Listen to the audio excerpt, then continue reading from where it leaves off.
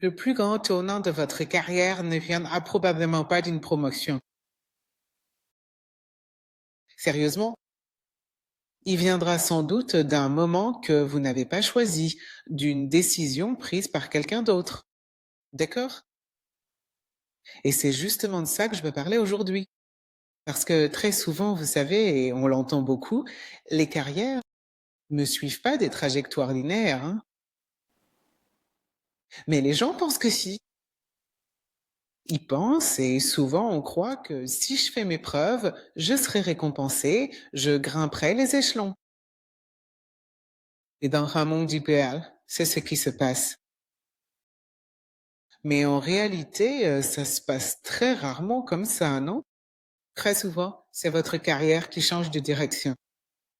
À cause de décisions que vous n'avez pas prises, de changements que vous n'aviez pas prévus et de détours que vous n'aviez pas demandés. Et ça peut être frustrant, ça peut être décevant. Ça peut vous laisser complètement perdu. Parfois, ça peut même être déstabilisant. On a vraiment l'impression que c'est injuste. Mais quand ça arrive, ça révèle aussi qui vous êtes en tant que leader. Maintenant, comme toujours, j'aimerais vous raconter quelques histoires. Il y a très longtemps, je travaillais pour une organisation. Alors, laissez-moi vous expliquer ce qui s'est passé. Quand je passais l'entretien pour ce poste, j'ai regardé l'organigramme et j'ai dit pendant l'entretien, ça a l'air vraiment bizarre. Pourquoi vous n'avez pas simplement un directeur marketing? Et à l'époque, ils m'ont répondu, c'est comme ça que c'est structuré. Nous ne voulons pas avoir de directeur marketing. C'est pas la direction que nous souhaitons prendre. Donc voilà, dites-nous si vous souhaitez nous rejoindre ou pas. Et je me sais, je pensais vraiment que c'était une super entreprise. J'ai donc fait part de mon observation. On en m'a parlé. Puis je suis passé à autre chose et j'ai accepté le poste. 12 mois plus tard, j'ai appris que la structure commerciale a échangé. Nous étions donc trois ou quatre à rendre compte au PDG. Et soudain, comme je l'ai dit, je découvre que la structure va être consolidée et que nous trois n'allions pas rendre compte à l'un de nos collègues qui lui-même rendrait compte directement au PDG. Ouais. J'avais chaud. Je ne vais pas mentir. J'avais chaud parce que j'étais en colère. Car, évidemment, j'avais soulevé cette question lors de mon entretien et il m'avait dit que cela n'arriverait jamais. Et ce n'était même pas 12 mois plus tard. Voilà qu'on s'apprêtait à mettre en place exactement la structure dont j'avais parlé. Donc oui, j'étais contrariée. Je ne pense pas que c'était à cause de l'ego, ça aurait pu, mais je crois que c'était plutôt lié au fait que mes attentes et ce qu'on m'avait dit étaient en train de changer, tu vois, de bouger. Alors j'ai décidé de prendre l'avion. Et je me souviens qu'à l'époque, le PDG était inquiet que je sois partie. Il pensait que j'allais démissionner. Mais on lui a dit, non, elle a laissé son chien ici. Donc je suis presque sûre qu'elle va revenir. Mais je suis rentrée chez moi. Je suis rentrée chez moi, dans mes New Jersey. Et je me souviens avoir parlé à la responsable RH en lui disant, écoute, tu sais quoi? J'aime vraiment cette entreprise. Mais ce n'est pas pour ça que j'ai signé. Et j'aimerais vraiment rester dans l'entreprise où que vous m'envoyez. Ça n'a pas besoin d'être dans ce pays en particulier. Et si quelque chose se libère, tenez-moi au courant. Je suis vraiment ouverte à ça. Il m'a dit à l'époque, où es-tu? Et j'ai répondu, je suis dans le New Jersey. Il m'a dit, d'accord, reste calme. Et je te recontacterai dans quelques jours. Donc, quelques jours plus tard, il m'appelle et il me dit, bon, écoute, pourquoi tu ne rentrerais pas? Tu sais, il n'y aura aucun changement dans la structure. On va continuer comme avant. Je retourne à mon ancien poste sans aucun changement. Et je ne suis même pas sûre, n'est même pas 2 ou 3 mois plus tard, mon patron de l'époque, pareil, on a un nouveau PDG. Et non seulement on a tout juste un nouveau PDG, mais il arrive et il s'empresse immédiatement d'instaurer cette toute nouvelle structure. 12 mois plus tard, je deviens directeur marketing. Des années plus tard, je croise l'ancien PDG, tu sais, celui qui avait pris la décision à l'origine. Et il me dit qu'un de ses regrets était de ne pas m'avoir nommé directeur marketing à l'époque. Donc, pour moi, ça a été un énorme détour, tu vois. Tout à coup, tu sais, j'allais devoir rendre des comptes à quelqu'un qui lui-même rendait des comptes au PDG. Puis il y a eu un autre détour, retour à un ancien poste. Et ensuite, un détour vers le poste de directeur marketing. Et ce détour, qui au début ressemblait à un recul, m'a finalement mis exactement là où je devais être. Si cela résonne en vous, prenez un moment pour suivre l'émission et partagez-la aussi avec quelqu'un qui traverse une situation similaire. C'est ici que nous avons les conversations sur le leadership dont nous avons besoin. Ma deuxième histoire concerne une très bonne amie à moi qui s'en sortait vraiment bien dans son entreprise. Elle travaillait aussi dans le secteur commercial, faisait un excellent travail, et ce depuis un certain temps, en fait.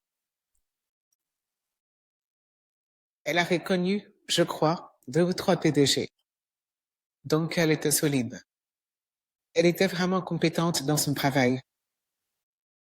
Un nouveau PDG arrive, prend ses fonctions, et sans vraiment lui donner de retour, il prend simplement la décision qu'il ne veut plus d'elle à ce poste.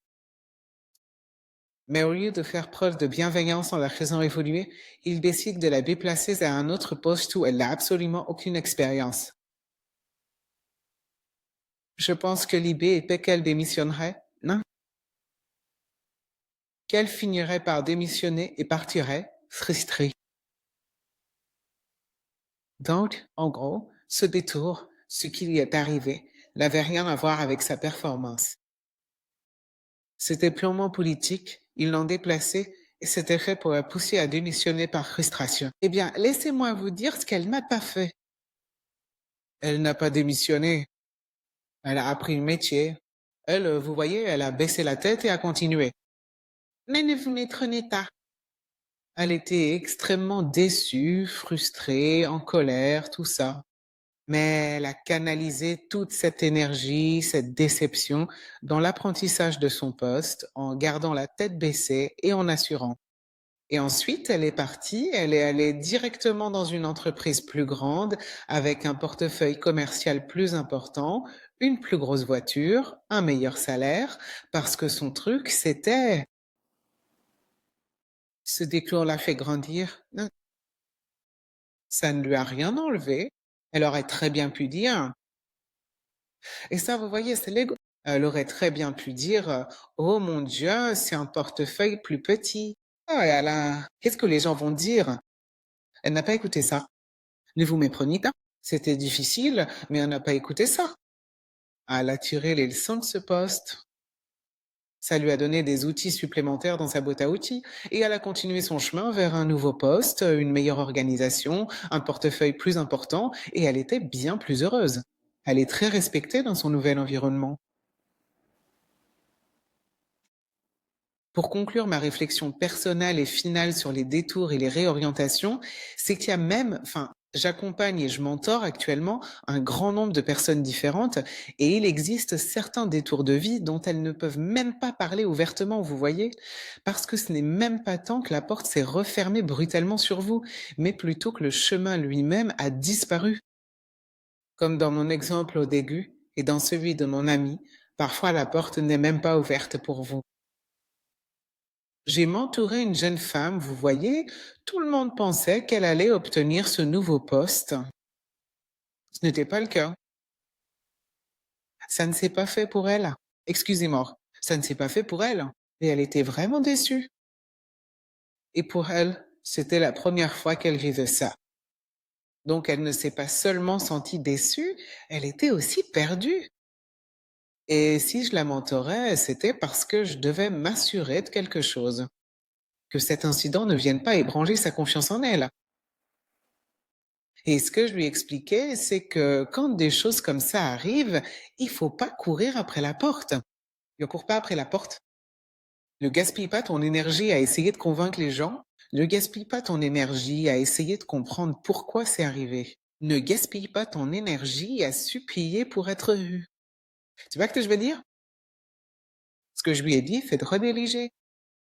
Redirige cette énergie, toutes ces émotions que tu ressens, toute cette énergie de colère, de déception et d'incompréhension. Et je me comprends pas. Lis ça, redirige ça vers des choses que tu peux contrôler. Et quelles sont les choses que tu peux contrôler? Tu peux aller apprendre de nouvelles compétences. Tu peux renforcer les compétences que tu as déjà. Tu peux créer de nouvelles plateformes. Tu peux explorer de nouvelles opportunités. Tout devrait être axé sur la préparation de ta prochaine étape, non? Construire la préparation intérieure pour la prochaine étape. Comme ça, tu ne perds pas ton temps. Pauvre de moi, pourquoi est-ce que ça m'arrive à moi? Non, tu es en train de te construire et de te préparer à ce qui va arriver ensuite. Et même pour moi, tu sais, quand j'ai vécu une grande déception personnelle, ou quand une porte ne s'est pas ouverte du tout, ou s'est brusquement refermée devant moi, à chaque fois que j'ai mis toute mon énergie à me préparer activement pour la suite, tu vois, l'opportunité suivante, et je vous le promets sincèrement, c'est absolument vrai, cette opportunité a toujours été bien mieux alignée et plus juste pour moi. En fonction de qui je suis, de ce que je veux pour moi-même et de la façon dont je dirige. Et donc, pourquoi est-ce que je dis ça? Parce que très souvent, quand on vit une déception et que nos amis essayent de nous réconforter, tu vois ce que je veux dire? Quand la porte se ferme ou qu'elle ne s'ouvre pas pour toi ou qu'on te claque la porte au nez. Et tu sais, on raconte ça à notre famille et à nos amis. Tu sais, on est africains. Ils essaient de nous réconforter. Non, c'était pas pour toi. Non, t'inquiète pas. Une porte s'ouvre et une porte se flanque. Une autre s'ouvre. Tu sais, ton heure va venir. Ne t'inquiète pas, ton heure va venir. De meilleures choses t'attendent.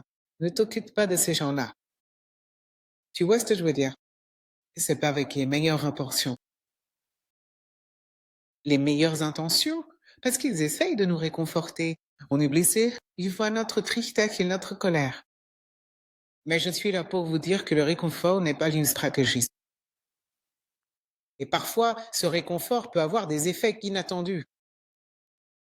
Des effets inattendus qui nous font nous sentir comme des victimes, tu sais, qui nous font dire, bon, je n'ai pas eu celui-là.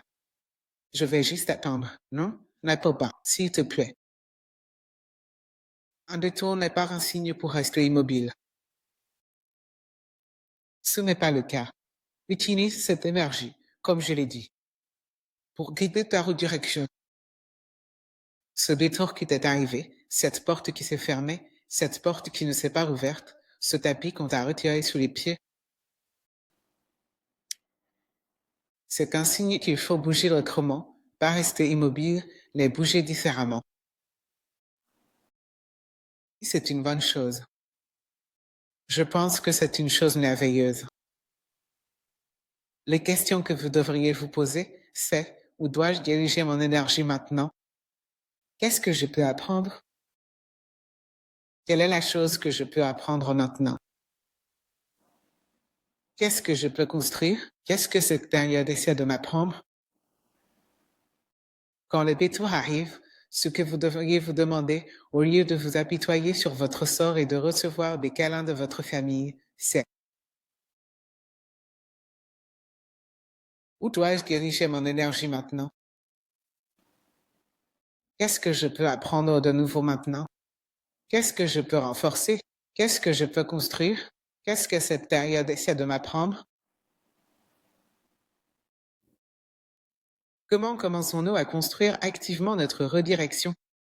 Parce que même si vous n'avez peut-être pas choisi le détour, rappelez-vous qu'au début j'ai dit que les détours ne sont pas causés par vous. Vous devez toujours choisir la direction à suivre. Et je pense que c'est ce que j'aimerais que vous reteniez de tout ça, que si vous êtes dans un détour en ce moment, parce que ça arrive à chacun de nous à un moment ou à un autre. Que vous compreniez que même si c'est difficile et que ça semble terrible, vous n'êtes pas coincé. Vous êtes en train d'être redirigé. Et la redirection est une chose merveilleuse. Gant, oui, je pense que je voulais partager ça avec vous aujourd'hui. Si cela vous a aidé, partagez-le avec quelqu'un qui, selon vous, pourrait en avoir besoin. Et n'oubliez pas de vous abonner à l'émission pour pouvoir écouter les prochaines conversations. Merci, comme toujours, de votre écoute. Merci d'avoir écouté. Podcast, ne vous laissez pas tromper par le sourire. J'espère que vous l'avez trouvé vraiment très intéressant. Mais surtout, j'espère que vous souriez toujours. À bientôt.